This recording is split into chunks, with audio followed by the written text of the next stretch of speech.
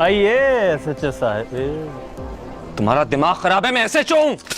अब तक तो हैं, ज्यादा बोलेंगे तो रहेंगे नहीं। मौके से फायदा उठाओ और जाओ अपनी शुमाइला के पास। बातिश से दोस्ती के चक्कर में अपनी और शुमाइला की जिंदगी बर्बाद ना करो। एक कातिल का सोलतकार बनने से बेहतर है कानून के सोलतकार बन जाओ। सबसे पहले तो ये बताइए कि आप एक वक्त में इतने ड्रामों में कैसे आ जाते हैं? देखें, इसमें मेरा कोई इतना कमाल नहीं है।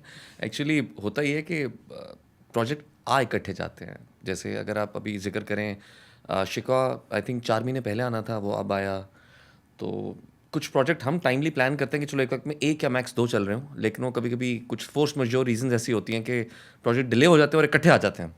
सो इट्स और एंड आई थिंक हम पाकिस्तानी एक्टर्स इतना काम करते करते आदी हो चुके हैं कि हम एक वक्त में डिफरेंट प्रोजेक्ट्स को हैंडल कर सकते हैं।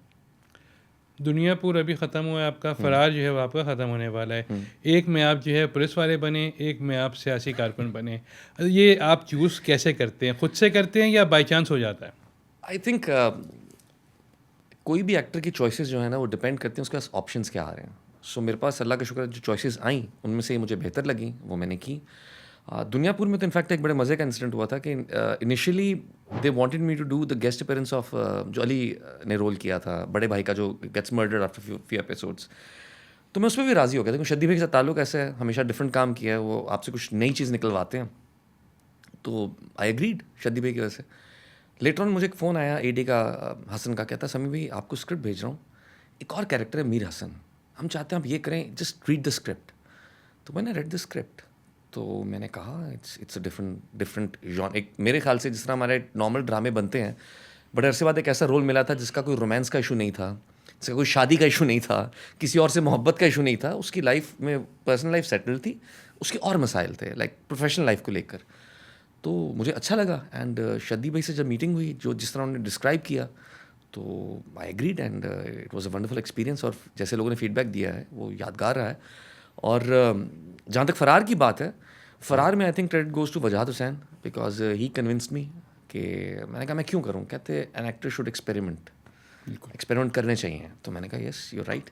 And the sort of look that he had planned कि यार ये हमारे जहन में ये रेफरेंस लुक है इसकी, और 2 लुक्स होंगी, कैरेक्टर मज़े का, इट्स स्पेशल गेस्ट अपीयरेंस। अब वो कैरेक्टर इतना स्ट्रॉन्ग था कि वो सबके साथ वेल कनेक्टेड है and it was a different experience and I was working with Wajahat after a long time. तो I said why not, let's do it. तो उसके थ्रू मैंने वजाहत के साथ भी काम किया, मुसद्दक के साथ भी काम कर लिया। So it was a wonderful experience. अगर आपको ये वीडियो पसंद आई तो अभी सब्सक्राइब करें। ताल्लुक़ आपका लाहौर से है, लेकिन इसमें फरार में आप जो कराची वाले बने हैं, वो कैसे आपने उसको एक्सपीरियंस को जो है आप डिस्क्राइब करेंगे? देखें किसी भी अदाकार के लिए ज़रूरी होता है कि वो लहजा ज़रूर पकड़े। बिल्कुल। और कराची लाहौर के लहजे के अंदर कहीं ना कहीं थोड़ा बहुत फ़र्क है, और वो राइटर ने मुस्तफ़ा अफरीदी ने अपनी यानी राइटिंग के अंदर भी उसको विजिबल किया हुआ है। अगर आप सीन देखें जहाँ पर वो जाके उनसे रास्ता पूछता है, तो वहाँ भी क्लैरिफाई हो रहा है कि दोनों के बोलने के अंदाज में और रास्ता पूछने के अंदाज में भी फ़र्क है। भैया किधर जा रहे हैं? एग्जैक्टली। तो उसके अंदर कुछ चीज़ें थी, जैसे हम जब वो सीन कर रहे थे, पहला इंटरेक्शन जहाँ पे वो शायरी भी थी। सो आई आस्क्ड वजाहत कि इसको कैसे करें, तो हमने फिर प्रॉपर उसका पूछा लिंगो कि एग्जैक्ट प्रोनाउंसिएशन क्या है इसकी, डिलीवरी कैसे करनी है। So we worked on it. आपको मेहनत करनी पड़ती है, लाइक ऐसा नहीं हो सकता कि मैं ऑन द स्पॉट पहुँचूँ और मैं इतनी क्लियर उर्दू और वो जो शेर व शायरी उसको प्रॉपर अंदाज से अदा कर लूँ। नहीं, उसके लिए आपको प्रैक्टिस चाहिए होती है। नो वन इज़ परफेक्ट, हर किसी को सीखना पड़ता है। कभी आप मुझे कबूल नहीं में साइको बनते हैं, कभी आप जो है वो पागल खाना में आशिक बनते हैं, किसी ड्रामे में जो है आप पुलिस वाले और टारगेट किलर जो बन रहे होते हैं, और कहीं आप जाके बेवफा शौहर होते हैं। मतलब किस तरह भाई ऑन ऑफ का स्विच कैसे आप मैनेज करते हैं ये वाला? देखिए, ऑन ऑफ का स्विच होना बड़ा ज़रूरी है, क्योंकि हम कोई भी प्रोजेक्ट कर रहे होते हैं ना कहीं हमारी ज़ात के अंदर वो चीज़ चल रही होती है। फॉर एग्ज़ाम्पल मैं एक छोटी सी मिसाल देता हूँ कि मैंने एक प्रोजेक्ट किया था एक चैनल के ऊपर, उसके अंदर मैं बना था हैदराबाद का लड़का। तो वो बड़ा तरीके से बोलता था कि मेरी बात सुन लो, इस तरह का एक्सेंट था। तो मैं एक दिन घर पे था, तो मैंने वाइफ का मैंने कहा मेरी वो टॉमी की शर्ट, कहती क्या? मैं कहा टॉमी वाल, कहती नहीं पहले का कहा है। तुम्हारी लिंगो साथ जा रही होती है। बहुत लोग कहते हैं like method acting is very it's a different genre. आप एक तरीका है करने का, लेकिन हमारे यहाँ जिस तरह एक्टर्स काम कर रहे होते हैं, आप इस तरह काम नहीं कर सकते कि आप साल का एक प्रोजेक्ट करें और आप बैठ के उसको खाएं। नहीं, आपको साल के 2-3 प्रोजेक्ट्स करने पड़ते हैं।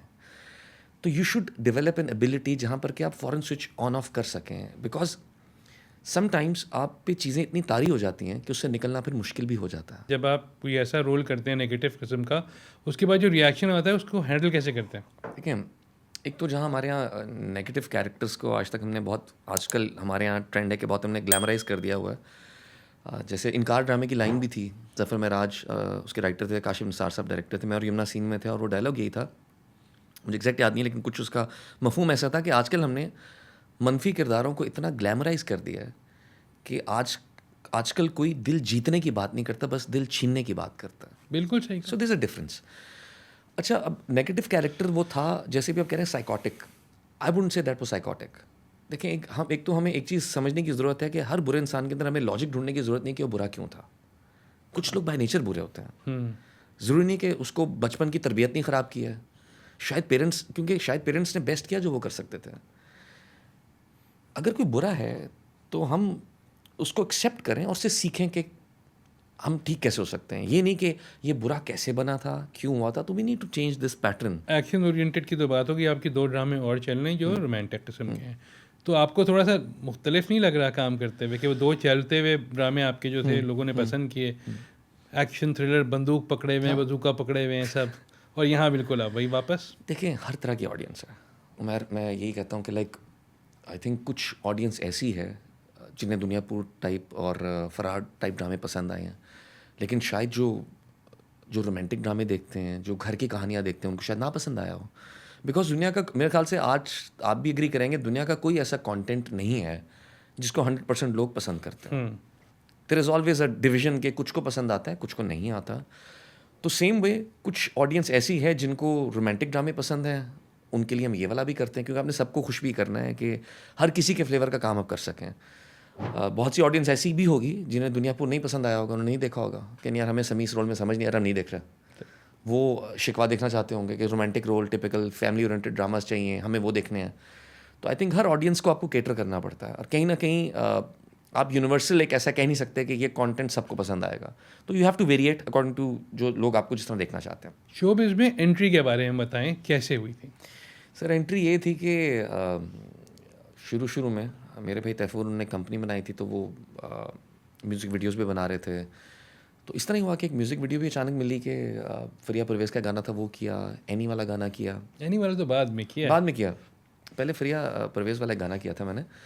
उसके बाद इस तरह था कि वो क्रोमा ट्राई कर रहे थे, ग्रीन स्क्रीन। तो डीओपी थे, उन्होंने कहा यार 1 मिनट अपने भाई से कहो जरा खड़ा हो जाए सामने कैमरे के। 2003-2002 की बात है। 2002 की। तो मैं सामने खड़ा हो गया, तो उन्होंने कहा अच्छा कुछ बोलो।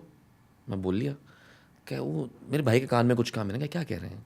वो कह रहे हैं पायलट इसी से शूट करवा लो, शो का पायलट में। और उस वक्त म्यूज़िक चैनल चार्ट्स बहुत होते थे, तो होस्टिंग का शौक मुझे भी था। अली ज़फ़र, मसलन हम गवर्नमेंट कॉलेज में पढ़ते तो देखते थे अली ज़फ़र, यार ये अब इज़ अ स्टार, ये वो अभी छन्नो आने वाला भी था, तो उससे पहले used to read letters on Prime TV, तो और कॉलेज जीन्स, तो हम तब से फ़ैन थे। तो मुझे आदमी कहते यार ये लड़का जो है ना कूल है, इसकी तरह कुछ करें, होस्टिंग वगैरह कुछ करें। तो मुझे होस्टिंग का शौक था। तो इनफैक्ट वहाँ से उन जो डीओपी थे उन्होंने मुझे मिलवाया दिलावर मलिक से, उन्होंने मुझे खलील साहब से मिलवाया।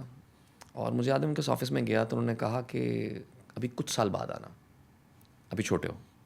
तो उम्र जो अल्लाह का शुक्र शुरू से है, तो सब भी थोड़े उससे एज से कम लगते थे। उसके बाद बीमार हो गया, मैं गया ही नहीं। लेकिन कुछ सालों बाद दोबारा मुलाकात हुई।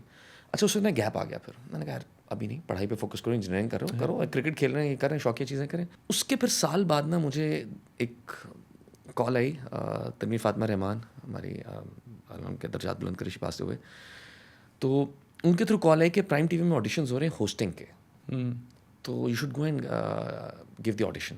मैं गया, तो मैंने ऑडिशन दिया, और वहाँ पे काफ़ी और लोग भी आए हुए थे। तो I was a bit conscious कि मैं होता हूँ नहीं होता। तो मुझे रास्ते में कॉल आई कि आई हैव गुड न्यूज़, जो उसकी डायरेक्टर थी शीला। तो मैंने कहा व्हाट्स द गुड न्यूज़? कहती first you want to hear the bad news? मैंने कहा चलो पहले बैड न्यूज़ सुना दो। कहती बैड न्यूज़ इज़ दिस कि you not doing the show. मैंने कहा बट अच्छा, जाते हुए मुझे बता दें कि आप शो कर रहे हैं। तो मैंने कहा but I just got my first show. तो हुआ क्या है? कहती listen to the good news. The good news is that कि Rashid Khwaja saw your pictures, उस प्राइम के हेड थे, तो he wants you to do his film Salaakhen. तो मैंने कहा ओके सो। कहती आप कल मीटिंग के लिए आ सकते हैं? मैंने कहा मैं आ जाता हूँ। तो मैं नेक्स्ट डे मीटिंग के लिए गया, तो वहाँ पे शहजाद रफ़ीक साहब भी थे, राशिद ख्वाजा साहब भी थे, उनसे मुलाकात हुई। मेरी एक निकल में पोर्टफोलियो बना हुआ था, जो सब अच्छा सब लोग जो पूछते हैं कैसे एक्टिंग होती है, पोर्टफोलियो बड़ा इंपॉर्टेंट होता है, तो मेरा पोर्टफोलियो था जो उन्होंने देखा था। तो उन्होंने तस्वीरें देखी, उन्होंने कहा एक मिनट नीचे आए, कैमरे के सामने खड़ा करके देखा। अच्छा फिर उसमें अहमद भट्ट भी थे, in fact he was the main lead, तो उसको बुलाया, हम दोनों को खड़ा करके देखा, फ्रेम में सही आ रहे हैं। फिर 2 दिन बाद फिर बुलाया, खानू सम्राट मरहूम अल्लाह उनके दर्जात बुलंद करे, ही वॉज देयर। उन्होंने कहा, उन्हें म्यूज़िक लगाया, कहते कि कुछ करो। तो आई मूव्ड, तो मैं रिदम में था, कहते नहीं कर लेगा ये, इससे मैं करवा लूँगा काम। So that's how I got Salaakhen film. And Zara Sheikh was big star, like top model उस वक्त और हिट फिल्म स्टार। तो उनके साथ अपॉर्चुनिटी मिल रही थी and I went for it. और थोड़ा सा था मसला कि फाइनल ईयर के पेपर्स थे, अम्मा को बताया, हॉस्टल का बहाना करके शूटिंग के लिए गया, तो काफ़ी कुछ हुआ, लेकिन अल्हम्दुलिल्लाह आई गॉट दिस अपॉर्चुनिटी। और उसके बाद फिर एक के बाद एक चीज़ें होती गई। अगर आपको ये वीडियो पसंद आई तो अभी सब्सक्राइब करें। पहली फिल्म में सोनू निगम का गाना, that was a great opportunity. और मज़े की बात बताऊँ, जब फिल्म की शूट शुरू हुई थी ना, अच्छा अहमद भट्ट और ज़ारा काफ़ी अच्छे से मॉडलिंग करते रहते हैं, साथ भी किया हुआ था। तो मेरे ज़हन में था कि यार शायद इनका काम पहले शूट होगा, तो आई गेट सम एक्सपीरियंस के शूट कैसे होती है, तो मैं देख के फिर करूँगा। अचानक जब हम स्कर्दू गिलगित गए, तो पहला शॉट जहाज़ के अंदर मेरा और ज़ारा का। अब मैं conscious Zara Sheikh, but she was very supportive. एक बात है कि like me being a newcomer at that time and Zara Sheikh was a big star, she was very supportive और बहुत सपोर्ट की उस वक्त एक्टिंग करते हुए। और सेकेंड डे गाने मेरा शुरू कर दिया सोनू निगम वाला। तो it was a difficult, like मेरे लिए थोड़ा सा मुश्किल था, but the whole team supported and specially Zara Sheikh. So हो गया काम, और फिर चल फिर शुरू हो गया काम। देखिए स्टार्ट तो आपने फिल्मों से किया और आपने जो है अभी भी कम बैक किया है फिल्मों में, लेकिन टेलीविज़न आपकी मेन पहचान है अगर कहा जाए। हाँ। तो क्या वजह है कि हमारी फिल्में जो हैं एक अचानक ऊपर जाती हैं, नीचे आती हैं, ऊपर जाती हैं, नीचे आती हैं, अब आजकल तो नीचे ही हैं। देखिए मेरा मानना ये है कि हमें कभी भी अपना रीजनल सिनेमा बंद नहीं करना चाहिए था। रीजनल सिनेमा, जैसे मैं कहता हूँ कि आपकी पंजाबी फिल्में बुरी बन रही थी, उनको अच्छा करने की कोशिश करते, बंद ना करते। ठीक है, मैं चाहता हूँ यहाँ पे सिंधी फिल्में भी बने, यहाँ पश्तो फिल्में भी बनती रहनी चाहिए थी। जो आपकी पश्तो फिल्में बीच में बाहर जा रही थी, आप उन पे सेंसर पॉलिसी थोड़ी बेहतर करते हैं, उनकी क्वालिटी थोड़ी बेहतर करते हैं। देखिए वो जैसी भी बन रही थी, वो कुछ प्रॉफिट तो कमा रही थी ना। रीजनल सिनेमा से होता ये है कि लोगों का सिनेमा का एक ट्रेंड बना होता है ना, टूटता नहीं है। जो एक लोगों का एक आदत बनी होती है ना सिनेमा जाने की, वो टूटती नहीं है। तो उस दौरान आपकी जो बड़ी अच्छी फिल्में आती, उन्हें भी सपोर्ट मिलती। सही है, बिल्कुल ठीक। सिनेमा हमेशा से पूरी दुनिया में मासेस का मीडियम रहा है। आप पूरी दुनिया में देख लें, आप पड़ोसी ममालिक जहाँ भी देख लें, it's for the masses, it's not for the classes. आपने उसको मासेस के लिए एक्सेस ही बंद कर दिया उसका। मुझे आप एक बात बताएं, आज के दौर में हमने इकट्ठे काफ़ी फिल्में देखने जाते हैं, दोस्त तरह जाते हैं। आज के दौर में फिल्म देखना कितना महंगा हो गया।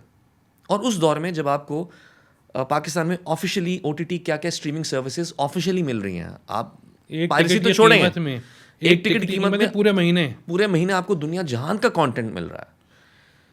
सो चीज़ें काफ़ी बदल गई हैं। आई थिंक कोविड की वजह से जो एक शिफ्ट आना था, वो बहुत जल्दी आ गया। ड्रामों की दौड़ में तो आप आगे हैं, अवार्ड की दौड़ में पीछे हैं, इसकी क्या वजह है? ये तो आप मुझसे बेहतर जानते हैं। देखिए अवार्ड्स पे मेरे नज़दीक, जैसे मैं एक बात मानता हूँ कि लाइक सराब ड्रामा आपने देखा होगा। बिल्कुल। अब मुझे उस पर काफ़ी एक शिकवा भी कह सकते हैं कि वो किसी अवार्ड में कहीं नज़र नहीं आया। मैं इसके बाद कुछ नहीं कहना चाहता। फिर जैसे एक बड़ी छोटी सी मिसाल है कि 2012 में जब मुझे तमगा इम्तियाज़ और PTV का बेस्ट एक्टर अवार्ड मिला, तो PTV में मुझे दोनों अवार्ड मिले, ज्यूरी और व्यूअर्स चॉइस, और प्ले बहुत बड़ा हिट था घर की खातिर। It was a big hit. हमारे कुछ बाकी अवार्ड्स के अंदर वो प्ले नॉमिनेटेड था, उसकी फीमेल लीड थी, मैं नहीं था। सो आई थिंक अवार्ड्स, मेरे लिए अवार्ड वो है जिस दिन मेरा कोई राह चलता फ़ैन भी मुझे कहेगा ना आपका ड्रामा अच्छा था, मेरे लिए वो अवार्ड ज़्यादा इंपॉर्टेंट है। बिल्कुल सही। एंड सेकेंडली अवार्ड्स में क्या होता है मुझसे बेहतर आप जानते हैं। साथ ही जाते हैं, साथ ही ऐसा एंजॉय, मैं अवार्ड्स को ऐसे लेता हूँ कि यार इट्स एक ऐसी अपॉर्चुनिटी है कि सब लोगों को मिल बैठ के सेलिब्रेट करने का मौका मिल जाता है। मैं सबके लिए खुश हूँ, जो नॉमिनेट हो रहे हैं उनके लिए भी खुश हूँ, जिनको अवार्ड मिले उनको भी अल्लाह और दे, अल्लाह का शुक्र है। क्या ये बात दुरुस्त है कि हमारे ड्रामों में एग्जीक्यूशन की कमी है, हम मौज़ूआत सही टैकल करते हैं? उमेर TV राइटर्स का मीडियम है, हमें कंटेंट और बेहतर करने की ज़रूरत है। कंटेंट जिस दिन बेहतर हो जाएगा ना, देखें आप, इसमें मैं राइटर्स को भी ब्लेम नहीं करता, कहीं ना कहीं सभी शामिल हैं इसके अंदर, एक्टर्स भी, डायरेक्टर्स भी, सब शामिल हैं। बिकॉज जब एक ड्रामे की 26 एपिसोड्स लिखी होंगी तो राइटर ने कहीं ना कहीं फ्रीज पॉइंट सोच समझ के लिखा होगा, लेकिन जब वो एडिट होकर ड्रामा सामने आता है तो फ्रीज पॉइंट हिल चुके होते हैं, एपिसोड बढ़ चुके होते हैं, तो उससे ऑब्वियसली एक चीज़ों का फ़र्क पड़ता है। बाहर के मुल्कों में जो फ्रीज पॉइंट होता है वही होता है, वो पीछे से चीज़ें काट देंगे लेकिन फ्रीज पॉइंट नहीं हिलाएंगे ताकि वो हुक रहे अगले एपिसोड के लिए। So there are so many factor, I think हम सभी इसके लिए जिम्मेदार हैं, किसी एक को ब्लेम करने की ज़रूरत नहीं है। I think we all need to focus and we all need to evolve, और थोड़ा सा और बेहतर करने की ज़रूरत है। बाहर की बात की, बाहर तो एंट्री आप भी मार चुके हैं विंडो के थ्रू। कैसा लगा अमेरिका में काम करना? सैग के मेंबर बन गए हैं आप। सर वो काम शूट पाकिस्तान में हुआ था, लेकिन रिलीज़ बाहर, बल्कि इनफैक्ट अभी उसकी यूके में रिलीज़ भी अनाउंस हो गई है। इनफैक्ट 5 मई को रिलीज़ हो रही है यूके और आयरलैंड में। That was a wonderful experience. जैसे professional actors like Farhan Tahir, एक छोटा सा शॉट था जिसके अंदर उन्होंने हाथ यहाँ पर एक जगह पे यूँ लेके आना था खंजर, and the way he was practising it, मैंने कहा यार इतनी एफर्ट हम लोग करते नहीं है यार, the way he is doing it, he is trying to, एक परफेक्ट चाह रहे हैं, परफेक्ट हो जो भी हो मैं करूँ। सो एफर्ट नज़र आती है उन लोगों की यार, कि लाइक वो बहुत मेहनत करके एक चीज़ को लोगों के सामने लेकर आते हैं, फ़ौरन नहीं लेकर आते हैं। जैसे हमारे यहाँ I don't think script readings होती हैं ज़्यादा, बाहर तो स्क्रिप्ट रीडिंग्स होती हैं, लोग स्क्रिप्ट पूरा रीड करते हैं, कैरेक्टर को समझते हैं, पूरा ब्रीफिंग होती है कि कैसे करना है, क्या करना है। सो इन चीज़ों से फ़र्क पड़ता है यार। कौन सा ऐसा किरदार है आपको जो अदा करते हुए आपको सबसे ज़्यादा खुशी हुई अपना? आई थिंक आई इन्जॉयड, मैंने खुद गर्ज बहुत इन्जॉय किया था, मैंने भी इंजॉय किया था। वो मैंने इन्जॉय किया था, और उसका फीडबैक ये था, मेरी अम्मी ने कहा था कि ऐसे रोल मत किया करो। मैंने कहा क्यों? बस नहीं, एंड में अच्छे हो गए थे। अच्छे हो गए थे ना, लेकिन स्टिल उसका अच्छा होने का भी प्रोसेस बहुत तकलीफ देता था। ये मैं कहता हूँ कि अगर आप किसी को आपने अच्छा भी दिखाना है ना, देन उसकी पेन ज़रूर दिखाएं आप। ये नहीं होता कि आप पूरे प्रोजेक्ट में बुरे रहे, एंड में अचानक आप अच्छे बन गए। रिडेम्पशन ज़रूरी है और वो दिखाना ज़रूरी है। सोशल मीडिया को आप कैसे देखते हैं? The good, the bad and the ugly. Social media को मैं ऐसे देखता हूँ कि अगर मैं एक्टर ना होता तो शायद मैं सोशल मीडिया पे ना होता, and I might, it's quite possible, मैं आज गाड़ी में आते हुए सोच रहा था ये बात कि शायद अगर कभी मैं सोशल मीडिया से दूर, यानी एक्टिंग से दूर हो गया, किसी और तरफ चला गया, तो फिर I might leave social media as well. Because फिर मैं एक तरफ एक और बात भी जहन में आती है कि हमारे सोशल मीडिया पे जो एल्गोरिथम शो करता है कि हमारे नेगेटिव बात ही ज़्यादा फैलती है। तो एक तरफ अगर मैं शायद कोशिश भी करता हूँ कि शायद मैं सिर्फ अच्छी बात करने की कोशिश करूँ सोशल मीडिया पे, मेरे पास कोई बुरी बात आई भी तो आई जस्ट स्टॉप इट, मैंने सिर्फ अच्छी बात बोलनी है, अच्छी बात कन्वे करनी है। तो और सोशल मीडिया आज के दौर में अगर आप कहें उमैर, तो इट्स आज के जो एक पूरा एक जिस तरह हमारी इंडस्ट्री इवॉल्व की है, सो अगर आप बात करें कि as an actor I had to evolve and adapt, तो उस वाले से मुझे सोशल मीडिया को एक्सेप्ट करना पड़ा, and it's a part of my job now. मेरे काम का हिस्सा है सोशल मीडिया पे ग्रोथ करना, सोशल मीडिया पे ग्रो करना, उस ग्रोथ को मॉनिटर करना और लोगों से इंटरेक्ट करना, और मेरे काम में कहीं ना कहीं चीज़ हिस्सा बन चुकी है। तो इसकी इम्पॉर्टेंस है, एंड कोशिश करते हैं कि इसको अच्छा यूटिलाइज़ करें। It's just like a weapon, कि अगर वो किसी आपकी हिफाजत करने वाले के हाथ में है तो अच्छे तरीके के लिए इस्तेमाल होगी, नुकसान पहुंचाने वाले के हाथ में तो नुकसान पहुंचाएगा। सो आई थिंक इसको अच्छे तरीके, ये यूज़ डिपेंड करता है यूज़ करने वाले पर। It's a good tool, it's a very good tool, मैं इसके अगेंस्ट नहीं हूँ, लेकिन ऐसी सोसाइटी में जहाँ पर लोग इसको ज़्यादा बुरे तरीके से यूज़ करते हैं तो उसको आई थिंक मैं अवॉइड करना चाहूँगा। और अगर सोसाइटी ऐसी हो जाए कि जहाँ पर हर कोई इसको अच्छे अंदाज में यूज़ कर रहा है, तो I would love to be a part of it. Showbiz industry में हमारी कौन सी ऐसी 3 बातें हैं अगर ख़त्म कर दी जाएँ तो सब सही हो जाएगा? एक तो हमें जो हमारे एक ट्रेंड है ना कि जब एक प्रोजेक्ट हिट होता है सब ऐसे ही बनने शुरू हो जाते हैं। हाँ, so I think we need to get out of that, क्योंकि जब कोई प्रोजेक्ट हिट होता है फिर सारे वैसे ही बनने शुरू हो जाते हैं। सो आई थिंक जब एक बन गया है इट्स डन, 2-3 साल बाद वैसा आना चाहिए, अभी और डिफरेंट मूव करना चाहिए। सेकेंडली आई पर्सनली बिलीव कि अब rather than having one writer we should have a panel of writers, हाँ, ताकि कंटेंट और स्ट्रॉन्ग आए। And number 3, let the story speak, कहानियों को बोलने दें। जब कहानी बोलती है ना फिर हर किरदार भी बोलता है। आपके बहुत सारे साथी अदाकार जो हैं जिन्होंने आपके साथ स्टार्ट किया अब वो प्रोडक्शन में जा चुके हैं, आपने ऐसा क्यों नहीं किया? उमर बीच में प्लान था प्रोडक्शन की तरफ आने का, लेकिन फिर चीज़ें हुई नहीं। जैसे एक वक्त कोविड से पहले कुछ प्लान था करने का, लेकिन फिर वो चीज़ें हुई नहीं। तो फिर इट्स अ साइन, दोबारा जब अपॉर्चुनिटी अच्छी आएगी आई गो फॉर इट। करने का इरादा है, लेकिन मेरा मानना हुआ है आप नियत करें, अल्लाह से मांगें, जब वक्त सही होगा वो अपॉर्चुनिटी भी देता है और वसाइल भी देता है और उसको अवेल भी करवा देता है। किस को स्टार के साथ काम करके सबसे ज़्यादा मज़ा आता है और किसके साथ काम ना करने का अफसोस है? मुझे अभी सबसे ज़्यादा मज़ा जिसके साथ आया था दैट इज़ सबा कमर, और उसकी मैं वजह भी बताता हूँ। मैं वो स्टार है ही नहीं है, हार्डवर्क है पीछे, एफर्ट है पीछे, वो क्राफ्ट है पीछे। मैं सबा के साथ जब फर्स्ट डे, हमने पहले भी बहुत काम किया हुआ है, अभी वो working together after like 5-6 years. तो जब हम पहला प्रोजेक्ट ही, अभी हम पागल खाना शूट कर रहे हैं, सबा ने पहले सीन में जैसे एफर्ट डाली है ना, मैंने कहा सबा, मेरे जहन में था कि यूर अ बिग स्टार, माशाल्लाह, अल्लाह ने बहुत इज्जत दी है। तो यू वुड से क्या हो, it's your done, it's like scene हो गया, अब अगला करते हैं। बट यू आर सेइंग कि नहीं, अगर इसको और बेहतर कर सकते हैं, इसको ऐसे करें। डायरेक्टर ने कहा ये लाइन, कहती नहीं हम पूरा दोबारा करते हैं, समी ऐसे करें, ऐसे करें। मैं कहा बिल्कुल। मैंने कहा actually the way you are, जिस तरह आप एफर्ट डाल रही हो ना, इससे मुझे मोटिवेशन मिल रही है कि work hard, and hard work always page, and it shows कि पागल खाना में the way she delivered her lines, amazing.